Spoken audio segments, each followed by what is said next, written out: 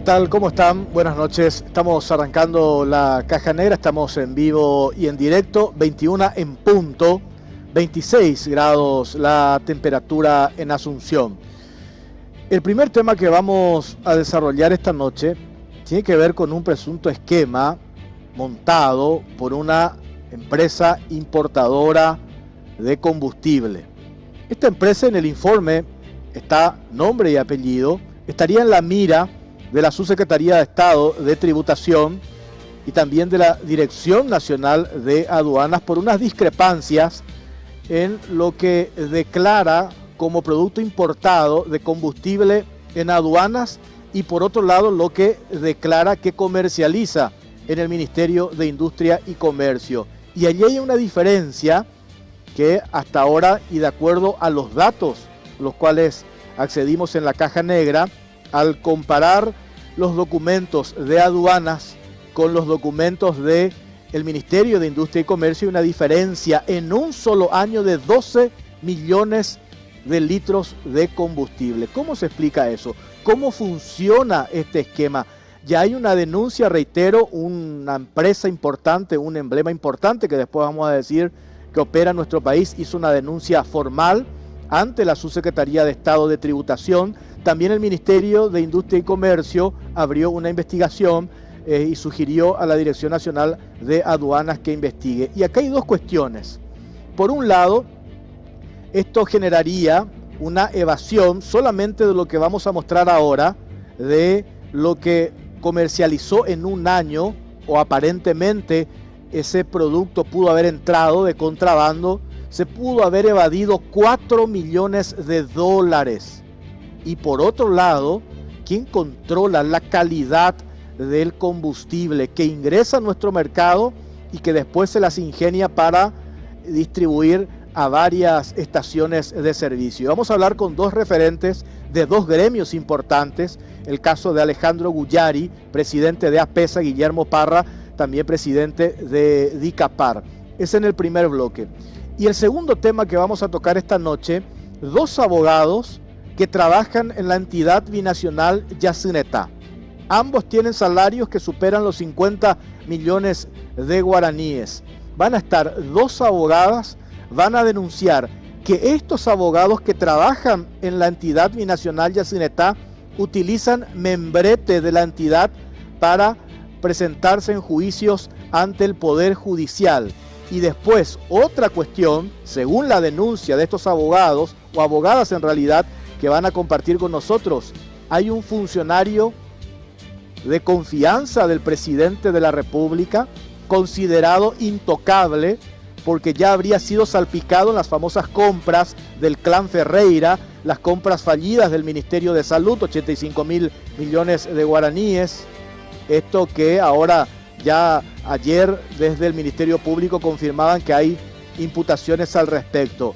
Y las abogadas van a dar nombres de cómo operan estos abogados de la entidad binacional Yacyretá para juicios particulares que nada tienen que ver con la binacional y que forman parte del estudio jurídico donde antes de integrar la nómina de funcionarios de la EBI trabajaban. Y un caso que, según el testimonio de estas abogadas, están defendiendo a un, no digo ni presunto estafador, porque hay una condena firme y ejecutoriada, y que también este presunto estafador ha montado 2 estaciones de servicio con el emblema Petropar, y sin embargo hasta ahora no ha pagado su deuda. Petropar le demanda a este empresario, pero esa demanda no corre por las influencias que tienen estos dos abogados que trabajan en la entidad binacional Yacyretá. Para poner en contexto el primer tema que vamos a compartir esta noche, preparamos el siguiente informe.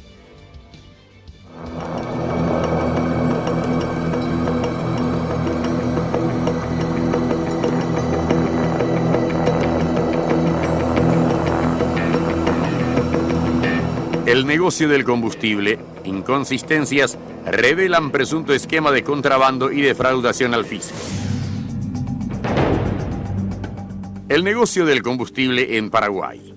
La Caja Negra accedió a documentos que revelarían un masivo esquema de contrabando y defraudación al fisco. Una distribuidora de combustible que opera en el mercado estaría en la mira de las aduanas y tributación por las discrepancias entre lo que declara como importado y la cantidad real que comercializa en el mercado. TLP, Terminales y Logística Portuaria Sociedad Anónima, es una empresa que ofrece servicios de transporte fluvial y terrestre, así como la recepción, almacenamiento y despacho de combustible derivado del petróleo. La empresa inició sus operaciones en el año 2009, pero desde el 2012 incursionó en el negocio de transporte fluvial de hidrocarburos y aceite vegetal. Los combustibles comercializados en el mercado paraguayo son conocidos con los siguientes nombres. En el caso de las naftas, Común 85, Especial 91, Super 95, Premium 97. Y el diésel tipo 3 común o el tipo 1.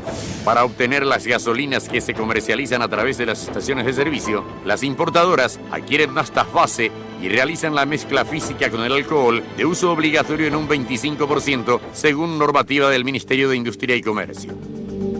Las importadoras realizan las compras y descargan las naftas bases en sus tanques, al igual que el alcohol, y realizan la mezcla según el producto final que desean obtener. Las fórmulas que se utilizan, aclarando que la participación del alcohol en todos los casos debe ser del 25%, son gasolina común, nafta virgen, que tiene hasta 80 octanos, 75%, alcohol 25%, gasolina especial, nafta virgen 60% a 50%, nafta ROM 91 15% a 25% y alcohol 25%. Gasolina super, nafta virgen 35% a 25%, nafta ROM 91 40 a 50%, alcohol 25%.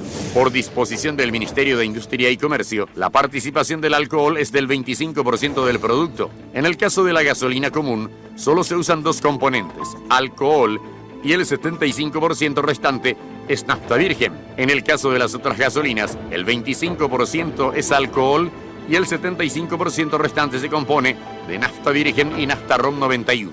A menor cantidad de ROM 91, mayor cantidad de nafta virgen. La Caja Negra obtuvo documentos del Ministerio de Industria y Comercio y de estadísticas de importación del sistema SOFIA de las aduanas que revelan serias inconsistencias que podrían constituirse en hechos punibles. De acuerdo a estos datos, la empresa TLP declaró ante el Ministerio de Industria y Comercio haber vendido en el año 2019 85.305.797 litros de gasolina especial y 13.800.753 litros de gasolina super. Para producir esa cantidad de gasolina se precisa como mínimo 18.316.171 litros de ROM 91. Sin embargo, la empresa TLP importó solo 5.461.096 litros de ROM 91, con la particularidad de haber registrado solo 2 importaciones en el año. La cantidad importada en diciembre se presume que se comenzó a vender en los primeros meses del año 2020. Sin embargo, las ventas se produjeron todos los meses del año 2019 con un promedio de 7.100.000 litros de nafta especial y 1.100.000 litros de nafta super. En total vendieron 99.106.550 litros de nafta. Los números de importación versus ventas durante el año 2018 también registran un fenómeno similar.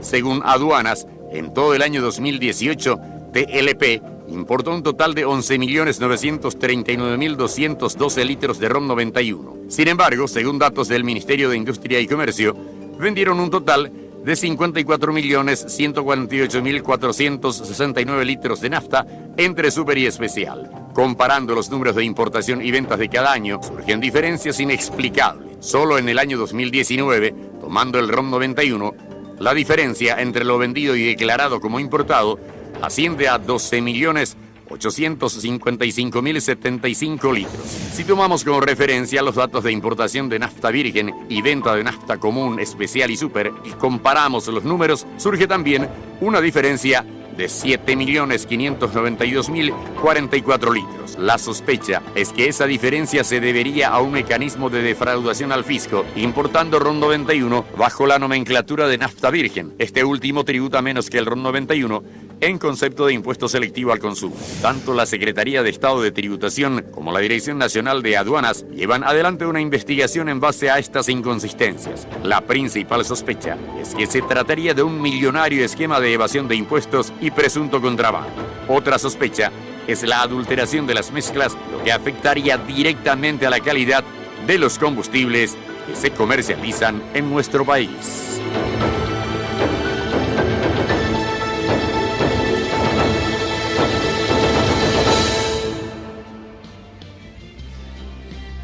Bueno, hasta ahora, de acuerdo en el informe, hablamos de presunción, porque hay una investigación abierta, escucharon en el informe, por parte de la Dirección Nacional de Aduanas, según hemos corroborado, y también por parte de la Subsecretaría de Estado de Tributación.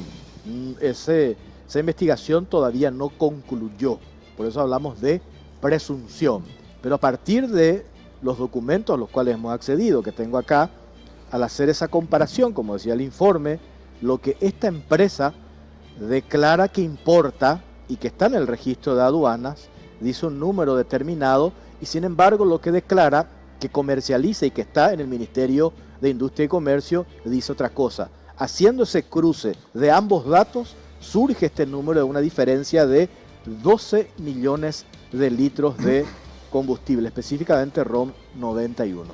Ese es el punto que vamos a tratar de entender. Están acá invitados especialistas en el rubro, que forman parte de este rubro. Escuchamos datos, números que quienes no estamos en esto nos parece muy complicado, pero vamos a tratar de entender si efectivamente hay un esquema, si este esquema viene funcionando ya ahora nomás, desde hace tiempo, y cómo perjudica esto al sector de combustible. Porque decíamos hace rato, por un lado, si esto se confirma, estamos hablando de un caso de evasión. Y por otro lado, vamos a ver cómo se controla el tema de la calidad. Productos que entran de contrabando, cómo se controla la calidad del combustible. Presentamos a nuestros invitados, Guillermo Parra, gerente de DICAPAR. ¿Cómo estás, Guillermo? Buenas noches, Jorge, para vos y tu amable teleaudiencia. También está Alejandro Ullari, presidente de APESA. Alejandro, ¿cómo estás? Muy buenas noches, Jorge, para vos y para la teleaudiencia. Bien. Bueno, arranco con Guillermo. ¿Vos tenías conocimiento de esta denuncia, Guillermo? Así, con el nivel de detalle, no. Lo que sí teníamos conocimiento en el sector es que ante el anuncio desde la Subsecretaría de Estado de Tributación se estarían llevando adelante una investigación sobre este tema en particular, de la posible evasión de nafta virgen, que tendría que ser nafta RON 91. Y sabíamos que incluso en un momento dado habló de 5 empresas, el viceministro, ¿no? Sí. Sabíamos que habían algunas investigaciones que se estaban llevando adelante. También hubo en el pasado sumarios en el MIC, pero realmente no teníamos esta información así con lujo de detalle como la que acabamos de ver en el programa hasta este momento. Porque acá nosotros hacemos un ejercicio, y esta es información pública, ¿verdad? Sí. O sea, nosotros utilizamos la herramienta de acceder a información, hicimos el pedido, los 15 días, responde a aduanas, responde el Ministerio de Industria y Comercio, y simplemente se cruzan ambas informaciones, ambos datos. Correcto. Salta esta diferencia del cuadro que mostrábamos acá. Esto no sé si se puede mostrar, no sé si se ve porque es muy blanca la hoja. Jorge Belio, si puedes mostrar. Hay una diferencia. Esto es 2019, esto es 2019, y aparece que esta empresa, desde enero a octubre, no ha importado absolutamente nada. Después, el siguiente mes sí hace una importación importante, y después en diciembre. ¿Y cómo hizo para cubrir 9 meses? Porque en el detalle de vuelta aparece que comercializó RON 91 durante todo ese tiempo. Entonces, esto se puede, si no importaron, ¿de dónde sacaron? Y porque yo hice también la consulta de otros importadores, me dijeron que no vendieron. A lo sumo Petropar pudo haber vendido, y esa es la parte de esta historia que nos falta, porque Petropar todavía no respondió a lo que nosotros le preguntamos, pero de manera extraoficial me dicen que a lo sumo le pudo haber vendido en un año 300.000 litros, no 12 millones. Entonces, esta diferencia, este dato, ¿cómo se explica, Guillermo? Y ese es el camino, es la forma que se tiene que implementar para encontrar este tipo de cosas. No hay forma de no mezclar los dos tipos de gasolina, la RO 91 y la virgen, para formular las gasolinas de octanaje superior. Sí o sí hay que mezclar los dos productos. Entonces, a partir de ahí, se tiene que controlar justamente la importación de ambos productos en volumen, alguna compra local que, como mencionaste, existe esa posibilidad, y eso se tiene que cotejar con las ventas. Es decir, no hay forma de salir de eso. Sí o sí se tiene que poder cruzar esa información. Y si salen unos números que arrojan estas diferencias, bueno, va a tener que explicar la empresa en cuestión cómo hizo para formular esos combustibles sin haber comprado los volúmenes necesarios. Porque yo estaba haciendo el cálculo sin ser entendido, porque Sí. hay cuestiones muy técnicas.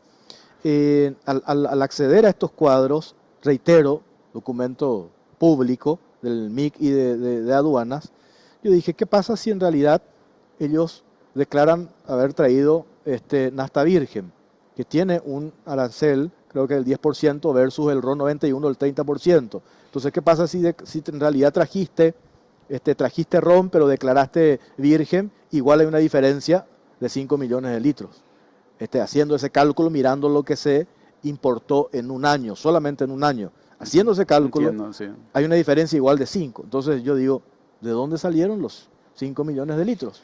No, realmente nosotros aplaudimos la iniciativa del gobierno de realizar este tipo de investigación. Hace falta ya que se aclare la cuestión en el sector de combustibles, que si hay culpables, bueno, lastimosamente que se identifiquen para que no nos metan a todos en la misma bolsa, porque como mencionaste en algún punto, el hecho de meter de contrabando o de meter un producto por otro, aparte de producirle un daño al fisco, genera también un problema de calidad, ¿verdad? Aguas abajo en las redes de distribución de los emblemas, ¿verdad? Porque este producto llega a las redes a diferentes emblemas, no solo a uno, porque cualquiera puede ir a comprar de una planta, Quiero ¿verdad? entrar después porque me explicaban también cómo funciona. Entonces, eso puede afectar la calidad del Claro. producto en esos emblemas que eventualmente pudieran estar comprando a precios menores, justamente en virtud del tipo de evasión que se estaría haciendo, ¿verdad? Entonces, llega con menor precio, menor calidad, y se origina ahí una competencia desleal en el sector minorista. Alejandro, ¿vos qué decís sobre todo esto que estamos hablando con Antes Guillermo? que nada, Jorge, te agradezco el tema. Hace tiempo la Subsecretaría de Tributación viene cuestionando y reclamando que no entiende mucho el tema de las importaciones, y eso de alguna manera, hasta tanto y en cuanto no se aclare, no conozco este caso específicamente, hasta tanto y en cuanto no se aclare, realmente perjudica a todo el sector. Nos desacredita a todos ante la opinión pública, y como que la opinión pública tiene una percepción de que todos vendemos cualquier tipo de combustibles, y sinceramente no es así, Jorge. En el sector de combustibles, si bien estamos viviendo un canibalismo por la superposición de estaciones de servicios que hay y la cantidad de empresas importadoras que hay, sin ningún tipo de reglamentación acorde a la cantidad que somos, hace que estemos en un mercado totalmente desordenado, con una ausencia total del Estado, porque en los últimos 15, 20 meses no tuvimos absolutamente ninguna reunión que haya convocado el Ministerio de Industria y Comercio para sentarle a todo el sector a ver, bueno, cuáles son las debilidades del sector, cómo podemos atacar, cómo podemos mejorar, cómo podemos darle mejor garantías al consumidor. Y ahí, aparte del cuestionamiento que hay hacia la importación, hay contrabando de combustibles en Paraguay. Tenemos una frontera muy grande que es difícil de controlar. Tenemos precios muy distintos con Brasil y con Argentina. Y tenemos también muchos problemas de ordeña de barcazas en la zona de Pilar.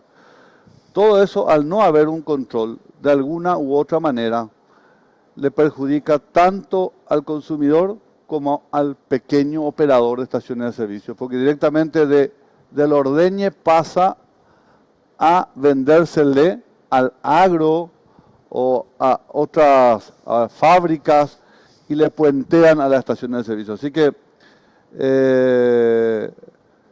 realmente, como te dije, no conozco este caso, no sé cómo es, pero sí me gustaría que se pongan todas las cartas sobre la mesa y que se aclaren muchísimas cosas que nos llaman la atención a nosotros en este sector de combustibles, que son diferencias de precio en la calle que no tienen mucha consistencia. Por eso siempre estamos hablando y tratando de que el consumidor sepa dónde y qué cargar.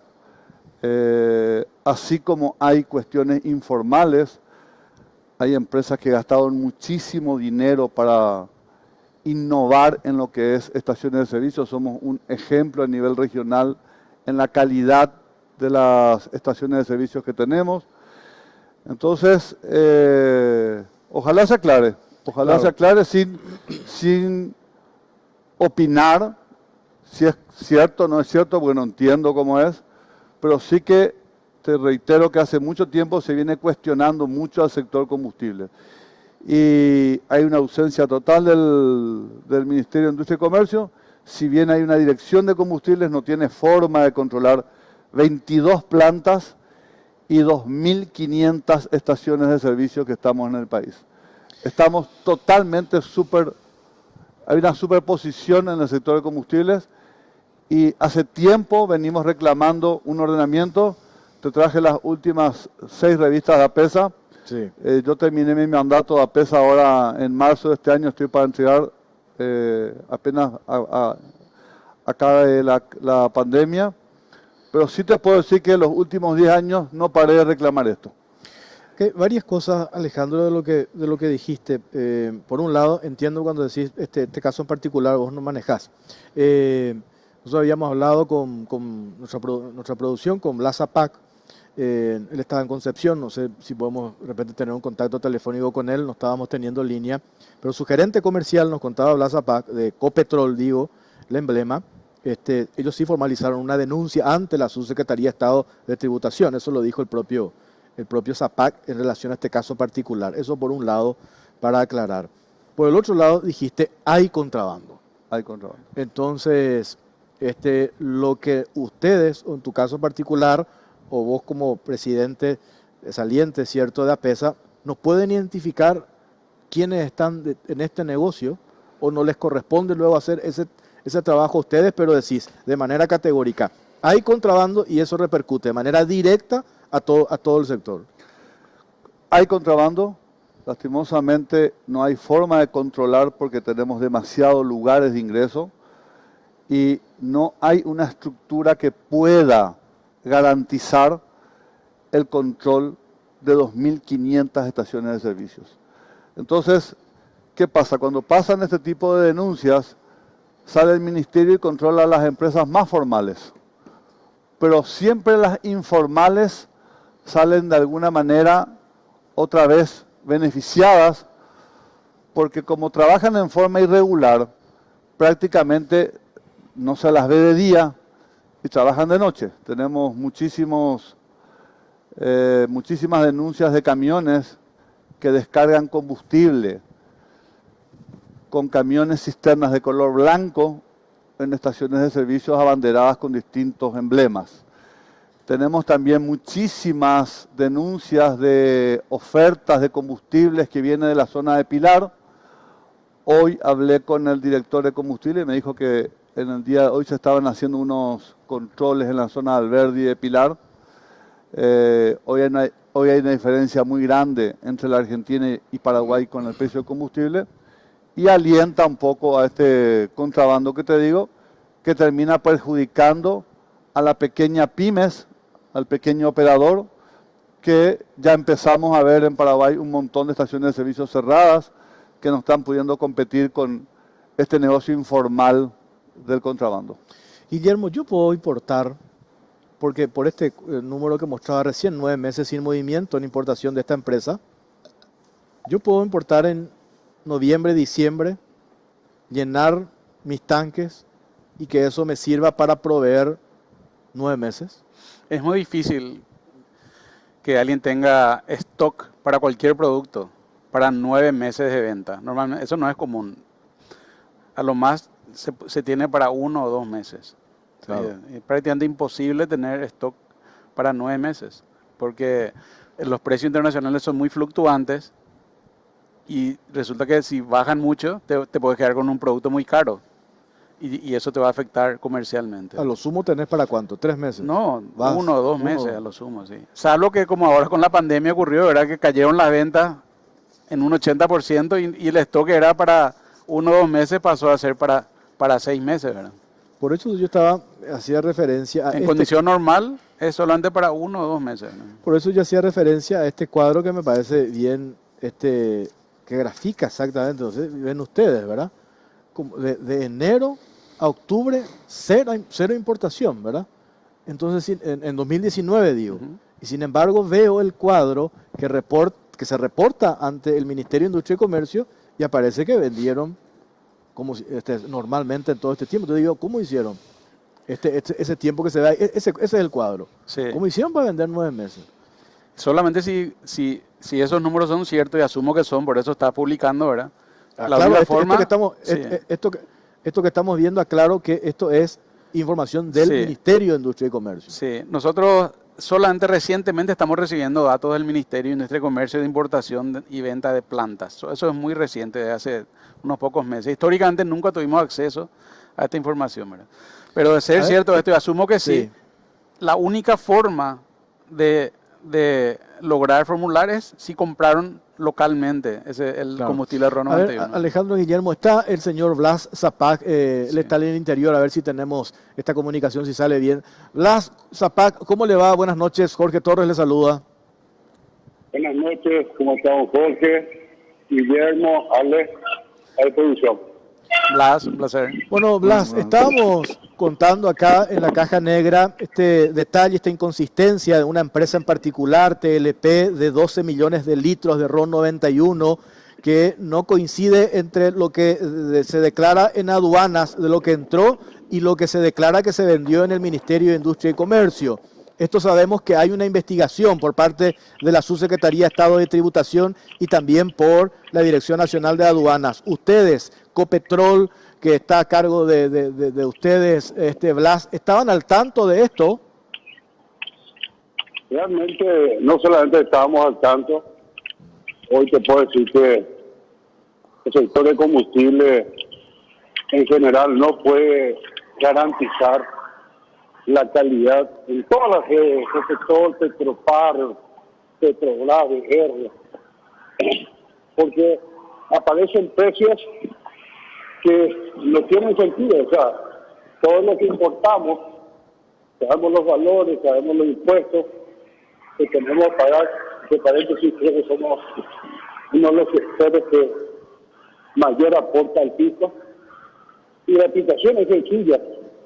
Hay empresas que están contrabandeando y eso hace que sus precios sean imposibles de alcanzar, ¿verdad? O sea, imagínense, nosotros con los volúmenes, con la verticalidad, trading, barcazas, tanques propios, no podemos competir. Entonces, evidentemente hay una competencia muy desleal y la única justificación es que el sector está siendo afectado muy fuertemente por este gran dolo que yo tengo estimado fácilmente en un año en más de 9 millones de dólares, y creo que lo que no quieren ver es porque simplemente no lo quieren hacer. Yo creo que el Ministerio de Industria y Comercio, así como la SEC, deberían evidentemente controlarnos a todos y a las empresas que no estén cumpliendo con lo que corresponde al fisco, un fisco muy golpeado. Acuérdense que prácticamente 2 meses no han recaudado casi nada tampoco. Entonces, hay perjuicio por todos lados. Entonces, lo mínimo que tienen que hacer la gente de la SED es sancionar, cobrar los 9 millones de dólares más una multa de otros 9 millones de dólares, clausurar las plantas y terminar con estas jodas que realmente afecta en demasía al sector. Los estacioneros hoy están prácticamente para salvar el dueño está haciendo el tablero. Realmente acuciante. El sector más golpeado es el de los estacioneros, el más afectado, y realmente situación muy comprometida, y aparecen estos bandidos degenerando el mercado. Entonces, es bueno decir, el Ministerio de Industria y Comercio sabe, la SED sabe, y lo mínimo que esperamos es que tomen las acciones. Y si no toman las acciones, que nos digan, nos vamos todos al otro bando, porque así no se puede trabajar. Acá directamente ya se individualiza, se sabe el importador o la empresa que hace esta operación, que al ver estos datos que nosotros accedimos, reitero, de aduanas y del Ministerio de Industria y Comercio, hay esa inconsistencia y esa diferencia, y que yo supongo y que en su momento los responsables, quienes están al frente de esta empresa, van a tener acá el derecho a réplica y lo pueden explicar. Pero a priori esto es real y esta es una denuncia puntual que ustedes estaban al tanto, Blas. Estábamos al tanto, me hicieron varias consultas en la SED. Es como, ¿cómo te puedo decir? No soy testimero, pero es como hacer chipa sin almidón, o sea, es imposible. Entonces, si vos tenés la información, a nosotros nos hicieron las consultas, no nos dijeron qué empresa específicamente, tampoco yo responsabilizo a ninguna empresa en concreto, pero si vos tenés esa información que esa empresa, pues corresponde que se le caiga a todos, así como también controlarnos a todos, así como tuve que de alguna manera, en muchas ocasiones, defender ante el Ministerio de Industria y Comercio otros hechos delictuosos que tampoco no hemos recibido ninguna respuesta, ¿verdad? Básicamente te puedo decir que esa dirección de combustible está cepa.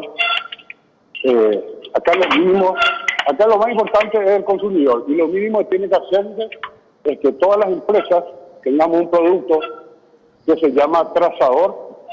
Cada empresa debe tener identificado la trazabilidad de su producto, y bueno, y con eso puede dar la tranquilidad al consumidor. Realmente hoy, lamentablemente, no hay marca que pueda decir que lo puede hacer, ¿verdad? Y si lo dice, bien. Por último, don Blas, porque nos sale muy bien esta comunicación, acá ¿quiénes tienen que actuar? Aclaró ya, es cierto, lo decía también Alejandro Bullari, el Ministerio de Industria y Comercio. Bullari dice que el Ministerio a lo mejor no tiene recursos. Yo digo, no hace falta ni siquiera tener muchos recursos. En la computadora, 2, 3 funcionarios, hace cruzamientos de datos y en principio ya te salta una diferencia, así como nos saltó a nosotros. Y ahí interviene el MIC, y también de manera inmediata debe intervenir la Subsecretaría de Estado de Tributación. Y aduanas. Aduanas son los tres. Y yo te puedo asegurar que la trazabilidad de productos es demasiado sencilla. En Argentina se registra cada metro cúbico y calidad que sale. Entonces, es cruzar con lo que sale a Argentina, con lo que llega acá en Paraguay, volúmenes, calidad, y ahí te va a saltar. Y si no tienes recursos, no sé. Voy a comprar en Sobrepalma una calculadora a pila de 20.000 guaraníes, con eso ya soluciona. Categórico. Blas Zapac, gracias por su tiempo, muy amable. Muchas gracias. Muchas gracias, presidente de Ecopetrol. Más o menos en línea con lo que estamos hablando de que hay un canibalismo en el sector de combustible, hay muchísimo desorden, hay muchísima falta de gestión, reglamentación y adecuación de la legislación existente hoy. Calculá, Jorge, que nosotros seguimos con un decreto del año 2000, que es el 10.911 del año 2000, cuando prácticamente Petropar era el único importador. Hoy estamos en el 2020 y hace 10 años insistentemente estamos reclamando en que se tiene que cambiar y readecuar ese decreto. ¿Quiénes pueden importar? ¿Cómo pueden importar? ¿Cómo se les va a controlar lo que importan? ¿Y cómo va a llegar el producto al consumidor final? Hay muchísimo trabajo por hacer. Tuvimos una diferencia del sector combustibles con el ministro Leite, pero realmente pasamos de Guatemala a Guatepeor porque hoy ni siquiera tenemos apertura en el Ministerio de Industria y Comercio. no tenemos comunicación y hace falta esa mesa de trabajo, Ministerio de Industria y Comercio, la Secretaría de Tributación, Aduana, Dirección de Combustible, y que vayamos todos los actores a trabajar y a defender nuestro negocio, porque realmente no da gusto que a todos se les ponga la misma bolsa. Tengo que hacer una pausa. A la vuelta vamos a seguir hablando sobre este tema. Acá me dice qué participación tiene INTN. Y lo otro que me preguntan también, ¿cómo entra? ¿Entra con camiones cisternas, con el camión blanco? O me dicen que están estas importadoras que le acoplan declaran cierta cantidad, después la acoplan a la barcaza y vienen y descargan en un puerto en Villeta. Yo no sé si eso ustedes tienen conocimiento que se hace así, pero supongo yo que saben cómo ingresa esto. Hablamos de eso a la vuelta de la pausa. Pausa, venimos enseguida.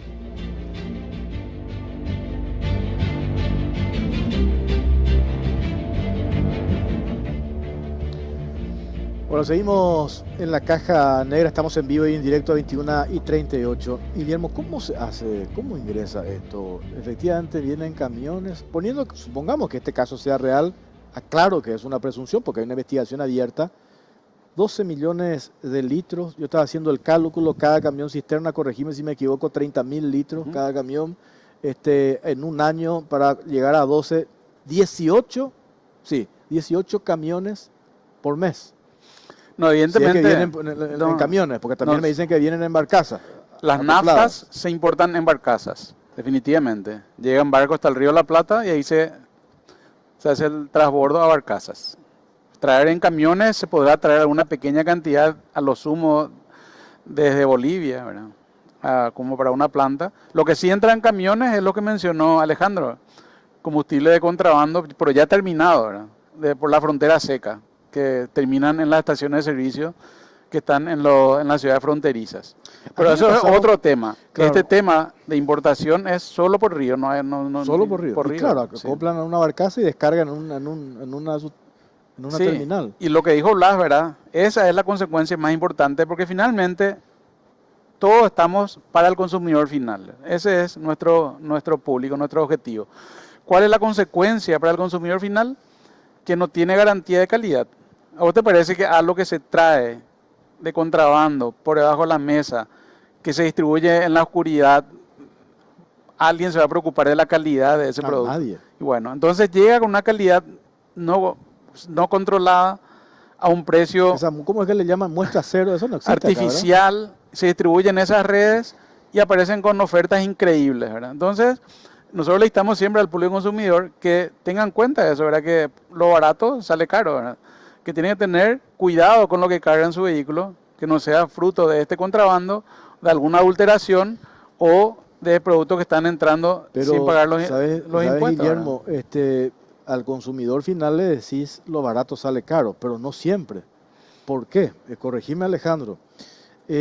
Cuando ingresa esta cantidad o una determinada cantidad de contrabando,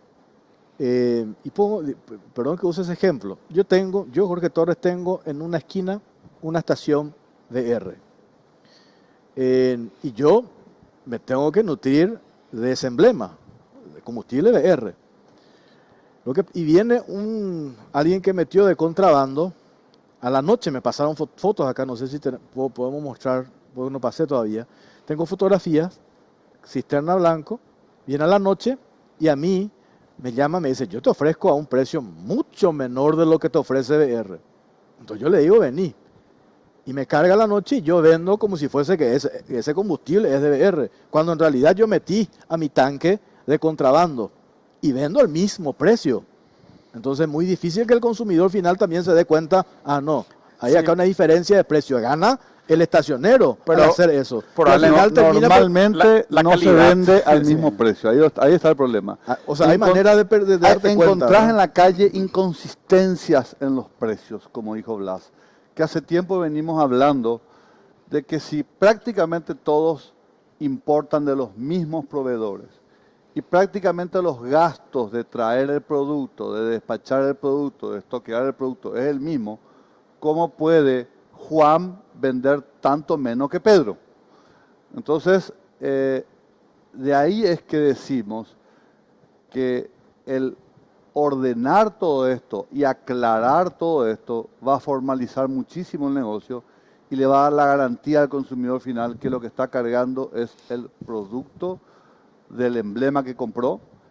Y también falta, lo que dijo Blas, muy bien, una trazabilidad, que cada emblema tenga cómo identificar su producto. Entonces mañana hay un problema y el emblema que hizo la trazabilidad es responsable de ese producto ante el consumidor final.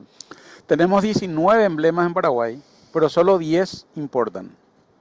Es decir, tenemos otros 9 emblemas que compran localmente de plantas como la que mencionaste en el programa, ¿verdad?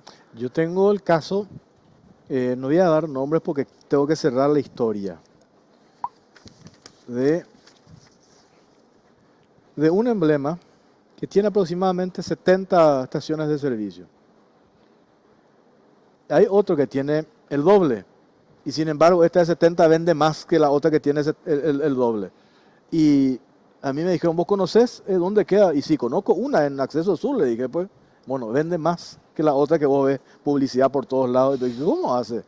Y me dice, eso va a salir del control cruzado. Si se hace el control cruzado, Sí, tiene que salir. tiene Por que eso, salir. Alejandro, yo le dije a Blas y te consulto, cuando vos decís el MIC, y me dijiste también el otro día en Radio 1, no tiene recursos suficientes. Y yo digo, puede ser, ¿verdad? Para hacer la verificación in situ, quizás de las 2.500 estaciones de servicio. Pero nosotros hicimos ese cruzamiento de datos sin mayor esfuerzo, ¿verdad? Digo, nosotros en pedir datos de aduanas, contrastar con la información del MIC, y ahí te sale una diferencia. Entonces, esa inconsistencia tiene que dar una mucho más explicación. fácil. Sin ni siquiera irte a hacer esa verificación in situ. Jorge, Simplemente cruzando datos. Ese control cruzado es, como dijo Blas, una calculadora, correcto. Pero el problema es que los combustibles de contrabando caen en tanques que están escondidos en algunos patios y vienen tanto vehículos como camiones a cargar ese combustible a un precio muy inferior, dejando de lado a la estación de servicio. Esa es la crítica que siempre le hacemos al Ministerio de por qué no cierra los famosos usos propios. Usos propios son tanques que se instalan para dar cobertura a tu propia flota en tanto y en cuanto vos registres tus camiones y habilites ese tanque ante la SEAM. Resulta que en Paraguay, aparte de las 2.600 estaciones, tenemos un montón de tanques informales distribuidos por todo el país que de noche funcionan como estaciones de servicios. Se van los camiones y cargan a un precio mucho menor, se van los vehículos y cargan a un precio mucho menor, y eso es lo que nosotros estamos criticando y cuestionando hace tiempo. ¿Qué falta? Falta una convocatoria de la ministra de Industria y Comercio, la Secretaría de Tributación, si es que del sector se tiene que dotar de elementos para hacer un control fuerte a nivel país. Nosotros nos ofrecimos en su momento, cuando hicimos el borrador del nuevo decreto, hablamos de un aporte para el control y dotación de equipos para el Ministerio de Industria y Comercio. Yo creo que solo falta voluntad, Jorge. Falta voluntad, de nuestra parte siempre hubo esa predisposición. Hoy ya amerita que realmente se nos convoque y trabajemos porque la situación se pone bastante delicada. Te vuelvo a decir, yo le conozco a esta gente, no puedo opinar al respecto, pero estamos ante la mira de toda la gente como que somos todos contrabandistas, y no es así. Buscamos ¿Qué papel? el INTN. acá El que me INTN es consulta Guillermo. el brazo técnico del Ministerio de Industria y Comercio, ¿verdad? Su rol es estrictamente técnico. Ellos simplemente tienen que ir a controlar calidad, cantidad y que las instalaciones cumplan normas de seguridad. Hasta ahí. Pero más que eso no tienen otra responsabilidad, ¿no? Y podemos decir eso que hablábamos fuera del aire, esta normativa del Ministerio del Ambiente, clave por una cuestión de protección al ambiente que tiene que ver con los desechos, residuos del combustible, resolución normativas del MADES que empresas decidieron plantear un amparo, recurrir a la justicia y eso quedó sin efecto. Así mismo, y es parte de lo mismo, ¿verdad?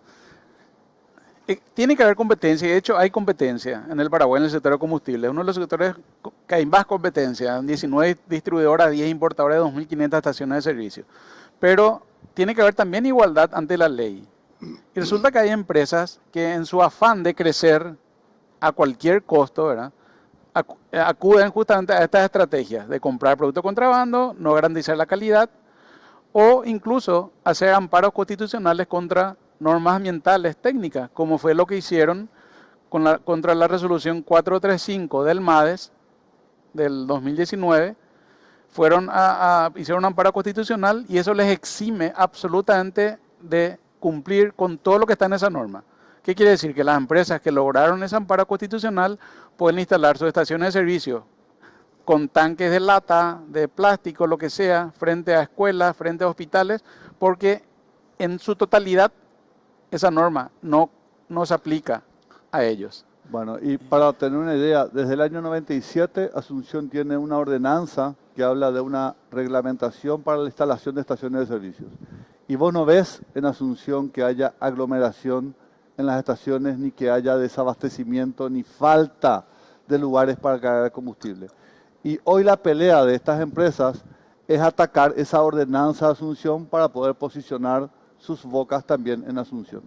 Entonces, una pelea constante de parte nuestra de estar defendiendo esa ordenanza, porque creemos que es lo único que de alguna manera garantiza las inversiones que estamos haciendo en las distintas estaciones de servicio que ves en Asunción, de que no vengan otras empresas a colocarse al lado.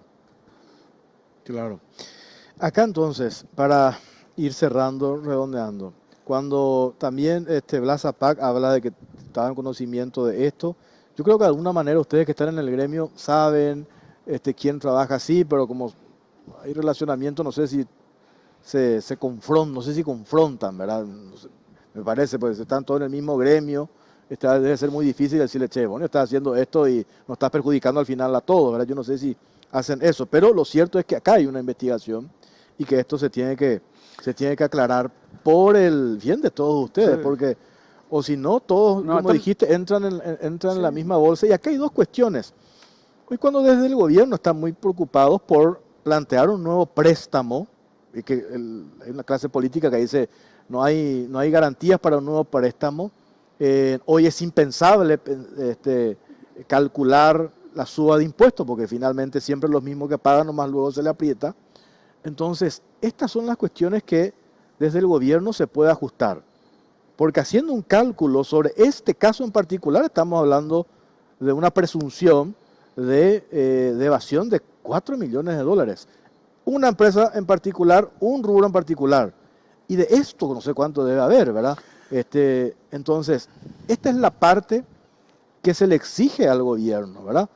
No solamente la única salida es plantear nuevos préstamos o aumentar impuestos, que en pandemia eso es impensable, pero sí hacer estos ajustes, por un lado.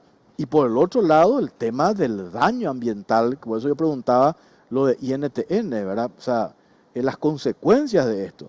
Y si un emblema que donde vos estás, Alejandro, el estacionero, no sé, se aviva y mete en su tanque de contrabando, al final van a decir, la culpa es de tu emblema. No van a hacer la diferencia. Ah, no, parece que trae de contrabando. Directamente te perjudica a vos.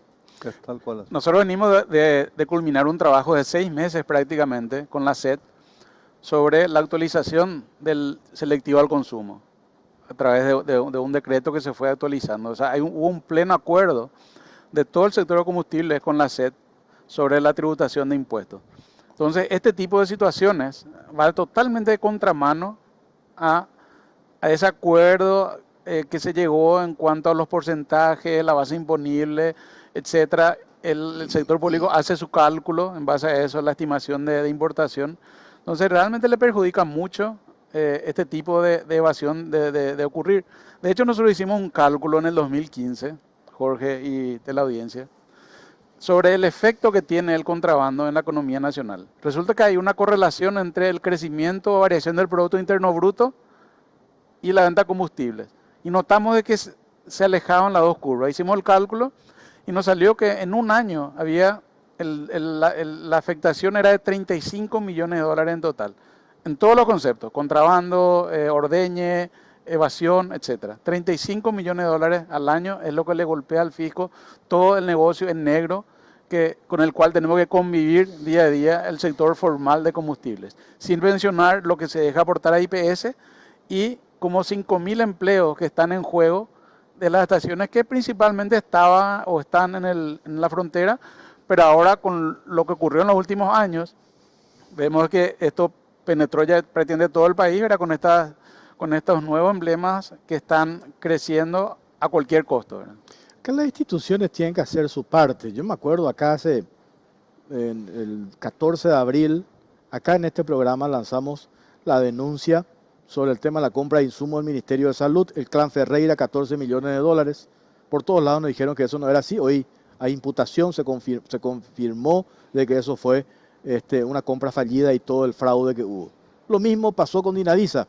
Cuando le dijimos que había una empresa que estaba metiendo medicamentos oncológicos de la India sin ningún control, Dinavisa nos dice, no, nosotros tenemos toda la documentación, mostramos la factura falsificada y esta gente está imputada.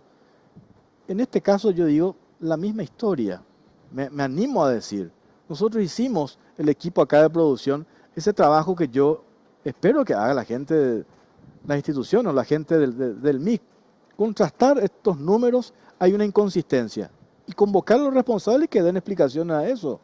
Por eso es que, Alejandro, cuando vos decís, ¿quién tiene que hacer, quién tiene que tomar la posta de esto? Ustedes en reiteradas ocasiones mencionaste que plantearon esto. ¿Quién tiene que tomar la posta? Liz Kramer, el director de combustible, ¿quién tiene que asumir esto? Decir, vamos a ordenar de una buena vez. Bueno, yo creo que ya hiciste tu parte, que es importante, porque a través de esto yo creo que se va a mover un poco la estantería. ¿Y quién tiene que convocar? El Ministerio de Industria y Comercio. Pero tenemos que estar todos buscando cómo ordenar, transparentar y adecuar toda la reglamentación a la cantidad de empresas que hoy somos. No podemos seguir con un decreto del año 2000. La ministra puso su buena voluntad, pero quiere un acuerdo de todos y es imposible un acuerdo entre todos. Entonces, faltaría que se defina si va a ser el ministerio o el gobierno va a impulsar un Ministerio de Energía, que se habló en su momento, de trasladar todo el sector combustibles al Ministerio de Energía, pero todavía no está decidido eso. Entonces, hoy yo creo que a través de la denuncia que se está haciendo, creo que va a servir para dar un paso de que encontremos ese Ojalá, camino nosotros de armar esa mesa Sí. de trabajo que hace tiempo pedimos, Guillermo. vamos a hacer el seguimiento. Vamos a llamarle mañana a la ministra Liz Kramer, vamos a llamarle al viceministro de Tributación, al director de aduana para continuar con esto. Este caso en particular es de exclusiva responsabilidad de aduana y tributación. Ellos incluso pueden auditar 5 años atrás. Ahora, con el Ministerio de Industria y Comercio lo que hay que hacer es ordenar el sector para desalentar este tipo de actuaciones. Porque en un sector ordenado esto no corre, ¿verdad? Muchísimas gracias, no tengo más tiempo. Después acá anoté, y te voy a llamar mañana, Guillermo o Alejandro. Yo no entiendo todavía cómo es que por ley se tiene que mezclar 25% de caña de azúcar a la nafta y hoy los cañeros siguen cerrando rutas, están desesperados y cada vez están más pobres. Y cada vez se consume más combustible, cada vez hay más autos. ¿Cómo se explica eso? ¿Se mezcla o no se mezcla? Se mezcla. Se mezcla. Lo que pasa es que la producción de caña de azúcar está compitiendo con la producción de alcohol de maíz. Pero primero tenés que agotar, según la ley, caña caña de azúcar. Sí. Primero si se agota eso. Durante la zafra de caña. Durante la zafra, claro. sí, Y después va a cereales. Durante la zafra, Sí. pero la caña de azúcar no llega a cubrir la demanda de toda la mezcla que tenemos a nivel nacional. ¿Y cómo nuestros cañeros están cerrando rutas, no saben dónde ubicar sus productos? Yo lo hablé el otro día al intendente Tevi Cuaremí. Me dice, estamos desesperados. Cerraron la ruta, amenazaron con sus camiones de venir a Asunción. También contrabando. Ahí, me parece, ¿verdad? Bueno, gracias, Guillermo. Bueno, gracias Alejandro. Jorge. Muchas Y a gracias. la audiencia. Hacemos una pausa. A la vuelta hablamos, por favor, a la vuelta hablamos con 2 abogadas el caso de una denuncia puntual que van a hacer que afecta a 2 funcionarios de la entidad binacional. Ya sin esta pausa, venimos enseguida.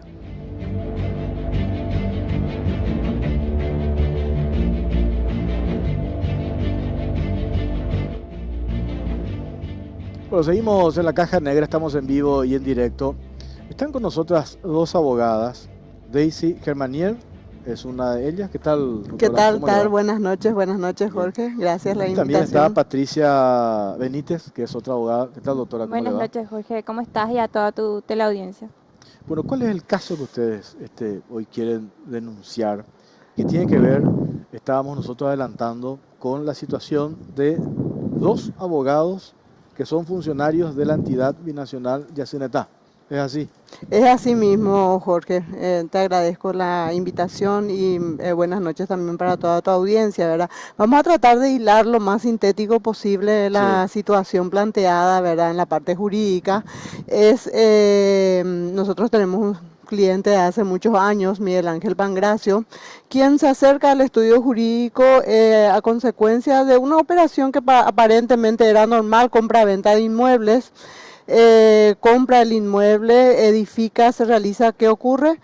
La escritura pública no se inscribe en los registros públicos. Estoy hablando de escritura pública, no de contrato privado. Una escritura pública realizada ante escribano público. Evidentemente el vendedor, en connivencia con el escribano, no dieron ingreso, no inscribieron el título de propiedad. Entonces ahí se inicia la odisea jurídica de nuestro cliente, ¿verdad? Donde necesariamente ya no teniendo resultados se tuvo que realizar la denuncia por estafa, ¿verdad? Realizamos la denuncia correspondiente dentro del estudio jurídico. Otros profesionales lógicamente llevaron la parte penal. Se llevó adelante todo el procedimiento penal y hoy tenemos una sentencia condenatoria. Al inicio, el abogado en la parte penal era Raúl Silva. Era Raúl Silva, hoy asesor del comité ejecutivo en la EBI, y también él mismo es hoy abogado de quien es representante de la empresa, la vendedora del inmueble, Gamac SRL. Está representada por Joel Duré Melgarejo. Joel Duré Melgarejo es cliente, evidentemente, de Raúl Silva y de Alfredo González Amarilla, ¿verdad? Ambos asesores de la entidad binacional actuante. Bueno, ¿Cómo se llama el acá otro abogado que es de la EBI? es Alfredo González Amarilla. Alfredo González Amarilla. Sí, asesor también de la EBI, ¿verdad? Bueno, ¿Y estos, ambos, tanto Silva como González Amarilla, son abogados de quién? ellos son abogados de Gamax y de Arnaldo Joel Duré Melgarejo. Ellos son abogados que se presentaron defendiendo, ¿verdad?, la posición de Gamax en la nulidad que planteamos por el título falso. ¿Por qué? Porque este sujeto, ¿verdad?, en vez de transferirle, de cumplir con la obligación con Pangracio, transfiere a nombre de su hijo la propiedad que ya había sido vendida anteriormente. Le transfiere a Marcelo Duré la propiedad. Bueno, acá se configura un hecho de estafa, ¿verdad? Le hizo disponer de su patrimonio en gran medida. El inmueble, en el inmueble ya se había construido una vivienda. Por eso se siguió, ¿verdad?, la causa penal, y también tuvo que iniciarse una causa en la parte civil, que es nulidad de acto jurídico. ¿Por qué? Porque es un título falso el que se inscribió a nombre de Marcelo Duré, hijo, ¿verdad?, del representante de Gamax. En esta nulidad ya empezamos a embarrarnos y a tener los mayores problemas cuando se presentan como abogados Raúl Silva y Alfredo González Amarilla, interponiendo incidentes de toda clase y de todo, hasta que llegamos, todavía no iniciamos el procedimiento de tantos incidentes iniciados, y el juzgado, una vez que ellos intervinieron, ni siquiera a un año del proceso, apenas el incidente pudo tener resolución, y una resolución otra vez contradictoria, ¿verdad? Para entender, doctora Patricia Benítez, la participación, el mismo caso usted está, ¿verdad? Sí. ¿Dónde está lo irregular en la participación de estos dos abogados, el caso de Silva y de Alfredo González? ¿Dónde está lo irregular? Ellos ¿por qué no podrían ser abogados de este señor Joel Duré Melgarejo? Primero que nada porque es una causa particular. y ellos se desempeñan como abogados del señor Arnaldo Joel Dure. Inclusive hay otras causas, no solamente la de la nulidad que estaba mencionando la doctora, donde ellos tienen participación activa en los juicios.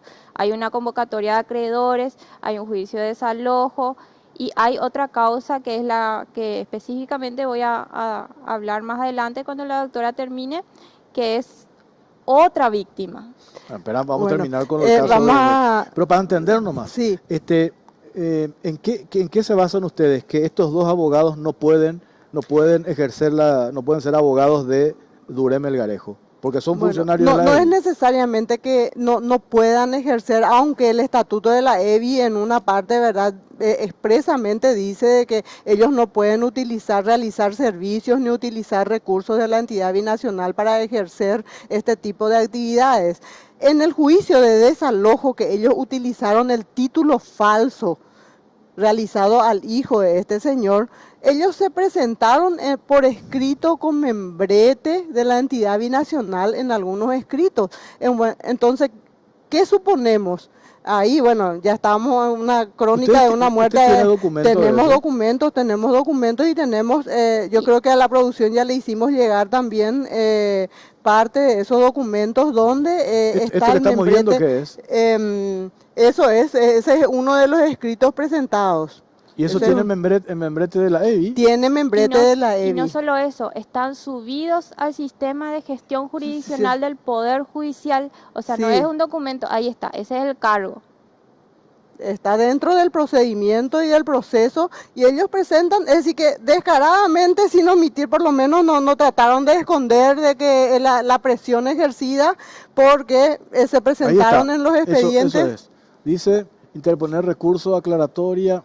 Ahí está. Entidad binacional, sí, ese es el logo, el membrete de la entidad binacional ya se está. Ese no es un pedido de regulación de honorario. También es un pedido de regulación. Hay varios escritos son las que se presentaron dentro del juicio de desalojo con membrete, ¿verdad?, de la entidad binacional. Ellos son asesores de la entidad binacional, ¿verdad?, y actúan en esta. O sea, la denuncia, un poco para entender también. Estos dos abogados, según ustedes relatan, Raúl Silva, Sí.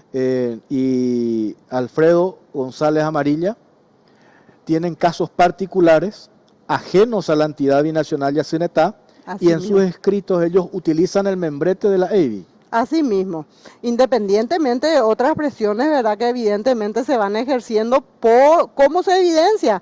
Por las irregularidades que se da dentro del proceso. Este título falso, donde ya tenemos condena en la parte penal y a todas luces era improcedente el resultado de un desalojo en la sentencia, en cambio sigue su curso, corre su curso, sale una sentencia de desalojo con un título falso y declarado falso ya en el ámbito de la jurisdicción penal. Entonces, ¿a qué conclusión? La conclusión está en el proceso, en esos documentos que nosotros acercamos, ¿verdad?, donde se ve, pero se palpa la injerencia, ¿verdad?, que se tiene dentro del procedimiento para obtener estos resultados. Pero no es solo eso, Jorge. Yo quiero detenerme, esta es una parte. Mira, estamos la otra parte, donde este señor Neri Joel Melgarejo, ¿verdad?, que evidentemente con una mano bastante fuerte detrás, tiene la explotación de una estación de servicio en Limpio. ¿Qué ocurre con ello? La estación de servicio de Limpio ocupa un inmueble donde es adquirido también en forma fraudulenta. Le hacen resucitar a una fallecida, ¿verdad?, quien falleció, una persona, Mercedes Ruiz, fallecida en el año 2000, y en el año 2016 realizan el título de propiedad a favor de Gamax, ¿verdad? Este título de propiedad falso es utilizado por Gamax como único inmueble dentro de una convocatoria de acreedores. ¿Quiénes son los abogados en la convocatoria de acreedores? Los abogados de la convocatoria, nuevamente, Raúl Silva y Alfredo Amarilla. Los dos abogados de la EBI. Los dos abogados de la EBI. Esta convocatoria ya se inició mucho antes de ese proceso anterior que te estoy diciendo, ¿verdad? Y era otra propiedad fraudulenta que se estaba. ¿Qué ocurrió? Gamax S.A., ¿verdad?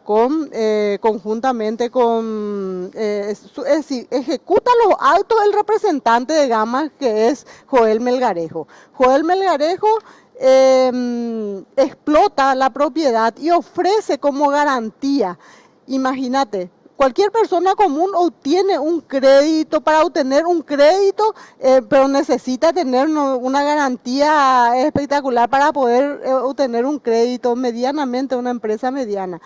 En cambio, Joel Melgarejo tiene un crédito a principio de 2.000 millones de guaraníes de la Petropar. ¿De Petropar? De Petropar. ¿Por qué? ¿Qué hicieron? ¿Montó una estación de servicio? Para montar, porque iban a iniciar el montaje, ¿verdad?, la explotación de una estación de servicio, y ofrece como garantía este inmueble fraudulento, este inmueble donde le hacen resucitar a la fallecida para crear un inmueble. Y le dan un y crédito. Le dan de garantía a la Petropar. Bueno, ¿Y Petropar la pregunta es, ¿cómo Petropar le da esta garantía? ¿Verdad? ¿Cómo le da un crédito? Doctora? Eso fue en el 2017, principio del 2017, marzo específicamente, se le dio el crédito con garantía de la hipoteca, ¿verdad? Y le dieron teniendo el inmueble una medida cautelar. Pero que nunca pagó la deuda con Petropar. Nunca se pagó la deuda con Petropar. Supongo yo que Petropar inició un juicio, ¿no? Bueno, Petropar primeramente evidentemente le intima, ¿verdad? Pero acá viene la mano. ¿Cómo se le dio a una persona que tiene convocatoria de acreedores en estado de insolvencia, con numerosos antecedentes penales porque tiene demandas penales, varias demandas penales? Bueno, ¿cómo le dan ese crédito?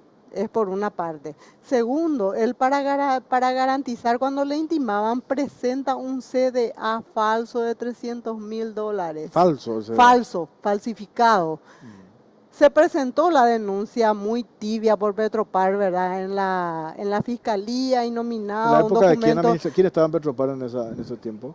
Y en ese tiempo estaba ya esta señora Patricia Zamudio, pero cuando presentaron la denuncia. Pero ¿cómo él obtiene?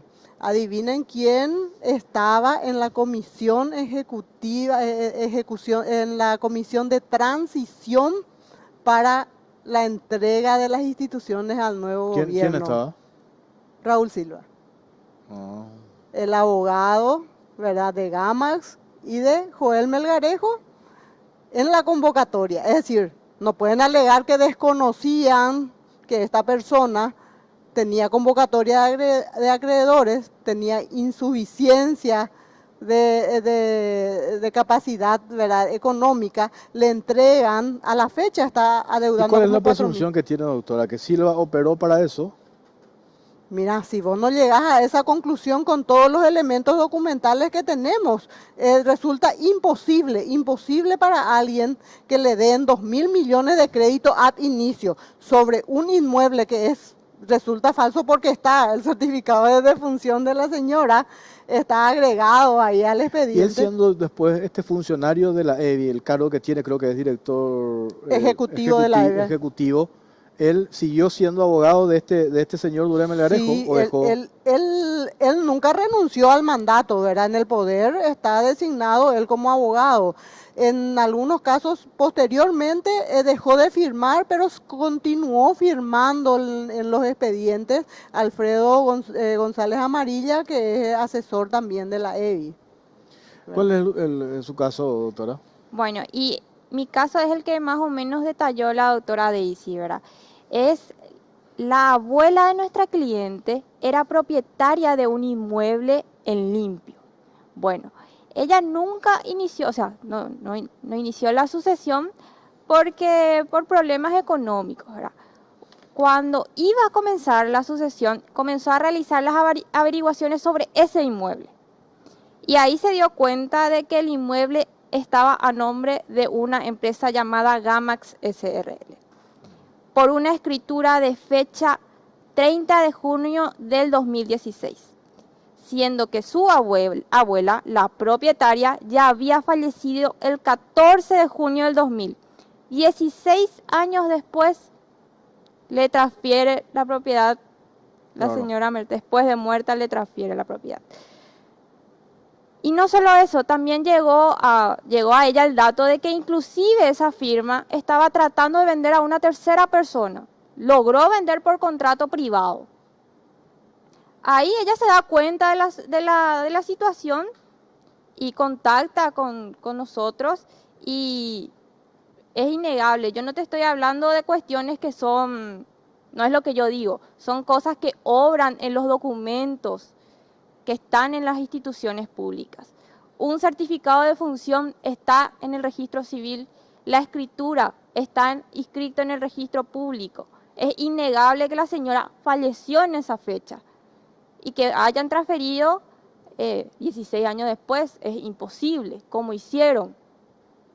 Claro. Y ese inmueble es el que utilizan en la convocatoria. El que utilizan en la convocatoria y utilizan también como garantía en la Petropar, ese inmueble fraudulento que está. Ahora se Pero comunicó. este señor Durel llegó a montar ahí su estación de servicio. Bueno, eso te explico. Él ofreció en la Petropar, presenta como si fuera que la estación de servicio va a ser montada, dos propiedades, una colindante de la otra. Presenta en la Petropar como si fuera que en esta propiedad él va a construir una estación de servicio. ¿Qué hace él? Él construye en una propiedad que hoy, porque buscamos mucho investigando el tema, aparentemente es fiscal, el inmueble que está pegado al inmueble de una de nuestras clientes, ¿verdad? Que resultó también estafada en el sentido de que fue despojada de su herencia, ¿verdad? Él construyó en este inmueble fiscal y presentó este inmueble fraudulento para quitar la garantía de Petropar y tener el crédito. Bueno, con tengo la que hacer Petropar. una pausa. Y a la vuelta me gustaría que me respondan. ¿Qué les impide a ustedes litigar en forma normal? O sea, ¿qué es lo que aducen ustedes? ¿Es la influencia de estos dos abogados de la EBI? Es categórico, con las documentaciones y con los elementos que tenemos y los resultados que tenemos en uno de los expedientes, ¿verdad? Porque en lo demás estamos peleando, ¿verdad? Con todo, pero con el resultado que tuvimos, por ejemplo, en el juicio de desalojo, no hay dudas de la injerencia y de la manipulación, ¿verdad? Del cargo que se está Me responden a haciendo. la vuelta de la pausa. ¿En qué puede cambiar si uno presenta un escrito? Yo supongo que ustedes tienen el estatuto de la EBI que impide que sean abogados en forma particular, ¿verdad? Yo no tengo ese dato, pero supongamos que eso sea un impedimento. ¿Qué cambia que pongas el membrete de la EBI y presentes un escrito? Me responden a la vuelta de la pausa. Perfecto. Pausa, venimos enseguida.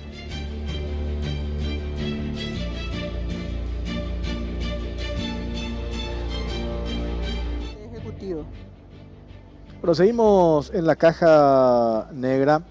Acá me pasan, doctora, esto que tiene que ver con el... A ver, ¿qué dice?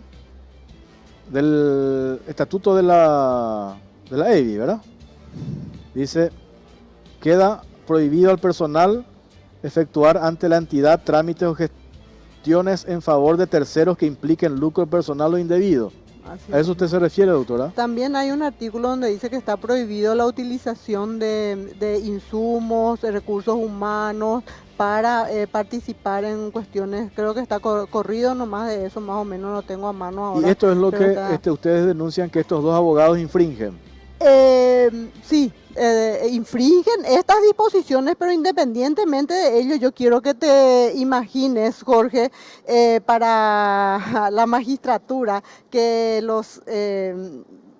los abogados con altos cargos dentro del gobierno, en el Ejecutivo, se presenten dentro de un expediente judicial. ¿Qué te hace suponer eso cuando resultan resoluciones totalmente ilegales, cuando se viola cualquier tipo de procedimiento a favor de tu cliente y quitan resultados indebidos, ilegales? Entonces, ¿a qué conclusión llegamos? Los documentos están ahí, ¿verdad? Entonces, ¿cuál es? Hay injerencia, A hay ver, manipulación. acá mi productora me dice que está en línea. Cintia, está Raúl Silva. Raúl Silva está al aire. Doctor, ¿cómo le va? Buenas noches. Jorge, buenas noches. Estoy viendo el programa con preocupación por la falsedad que está manifestando la abogada que está contigo. En primer lugar, no existe ninguna prohibición legal del ejercicio de la profesión en forma independiente para los funcionarios de las binacionales. En segundo lugar, lo que presenta como un escrito que lleva mi firma con membrete de la EBI es absolutamente falso. Están manipulando documentación, instrumentos públicos que es en el expediente. Si vos recurrís al expediente, no vas a encontrar el escrito que mostraron ahí en el programa. Un membrete de la EBI no es el que lleva mi firma. El que lleva mi firma, si te fijas en lo que acabas de mostrar, lleva el membrete del doctor Alfredo González Amarilla. Es una regulación de honorarios que, de hecho, aunque no esté prohibido, yo dejé de intervenir en el juicio desde el momento que asumí el cargo en la binacional. Reitero, aunque no existe una prohibición legal y existe jurisprudencia constante y uniforme de la posibilidad del ejercicio de la profesión para los funcionarios de las binacionales. Acá hay una manipulación dolosa de un instrumento público que es el membrete de la EBI, no es el escrito que lleva mi firma. Y eso en el expediente se puede constatar. Así que yo no puedo dejar que presenten una información que es absolutamente falsa como algo veraz, porque no se ajusta a la verdad.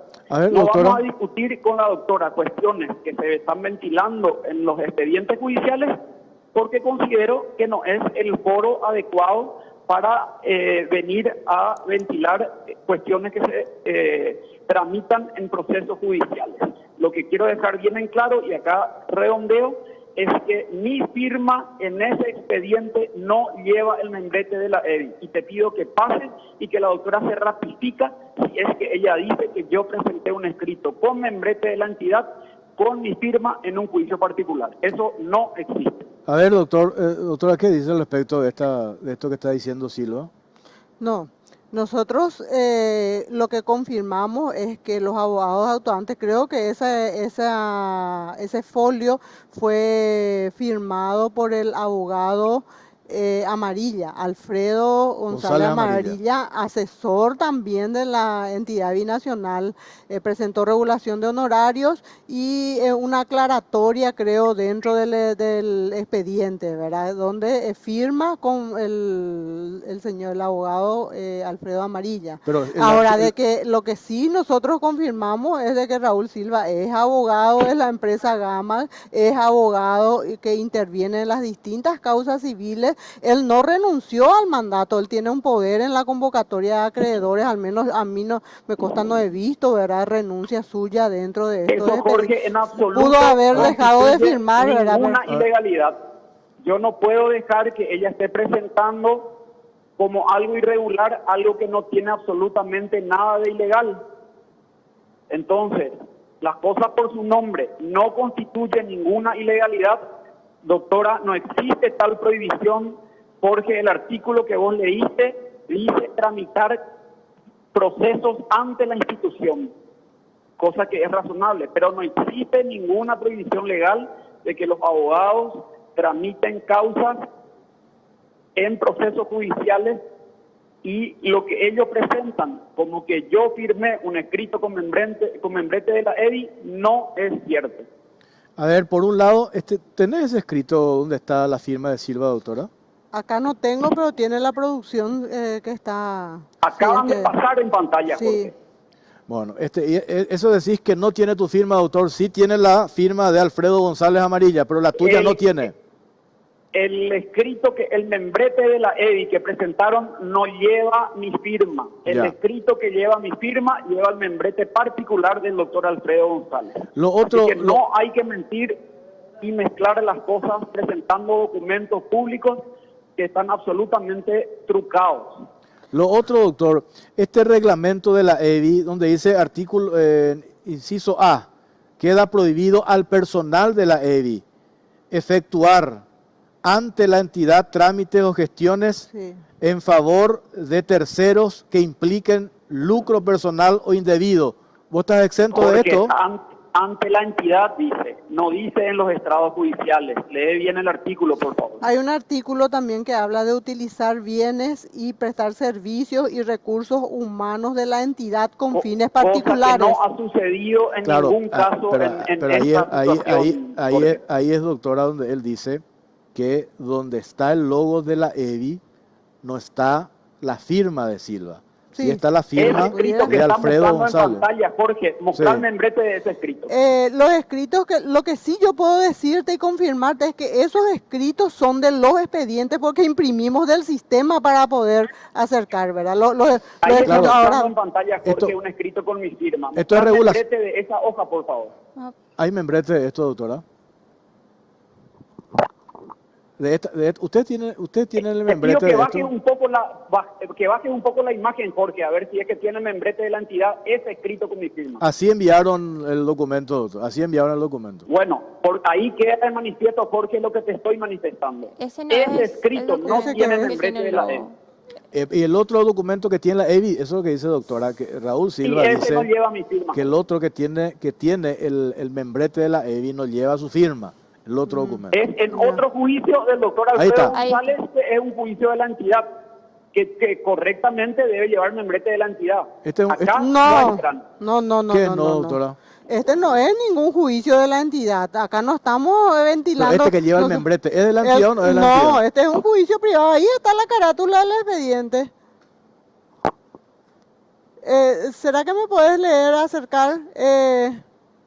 Sí, ahí está. Sí. Interponer recursos de aclaratoria, dice. Sí, Miguel Ángel Pangracio es Juan Marcelo Durelama, contra Juan Marcelo Durelama es el joven a quien la empresa Gama le transfirió el inmueble que ya estaba transferido, esto no y es es de la Miguel EBI, Ángel Pangracio, y dice ahí ya se está, este es un expediente que está dentro del sistema del expediente.